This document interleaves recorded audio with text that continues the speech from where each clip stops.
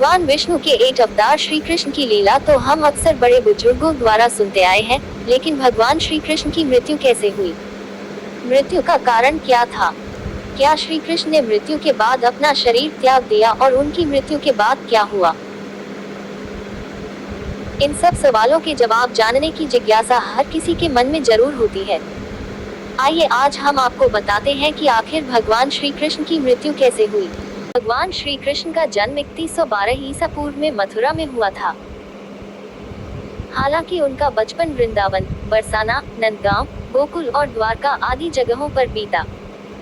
बताया जाता है कि महाभारत के युद्ध के बाद श्री कृष्ण ने द्वारका पर 36 वर्षों तक राज किया, जिसके बाद उन्होंने अपना देह त्याग दिया था। उस समय उनकी आयु 125 वर्ष थी। दरअसल उनकी मृत्यु के पीछे की वजह 2 श्राप हैं। आइए इनके बारे में जानते हैं। बताया जाता है कि महाभारत के युद्ध के बाद जब दुर्योधन और उसके सभी भाइयों का अंत हो गया, तो उनकी माता गांधारी को अत्यधिक क्रोध आया। अपने बेटे के शव पर शोक व्यक्त करते हुए रणभूमि पर गांधारी ने श्री कृष्ण को 36 वर्षों के बाद मृत्यु का श्राप दे दिया। ये सुनकर पांडव चकित रह गए, लेकिन श्री कृष्ण ने मुस्कुराते हुए इस अभिशाप को स्वीकार कर लिया। इसके बाद ठीक 36 वर्षों के बाद उनकी मृत्यु हो गई। उनकी मृत्यु एक शिकारी के हाथों हुई। भागवत पुराण में बताया गया है कि एक बार श्री कृष्ण के पुत्र सांब ने शरारत करने की सोची। सांब अपने मित्रों के साथ एक स्त्री का वेश धारण कर ऋषि मुनियों से मिलने गए। स्त्री के वेश में सांब ने ऋषियों से कहा कि वह गर्भवती हैं। यदुवंश कुमारों की इस शरारत से ऋषियों ने क्रोधित होकर उन्हें श्राप दे दिया कि तुम एक ऐसे लोहे के तीर को जन्म दोगी जो तुम्हारे पूरे कुल का सर्वनाश कर देगा। इस श्राप को सुनकर सांब डर गए और उन्होंने तुरंत सारी घटना उग्रसेन को बताई।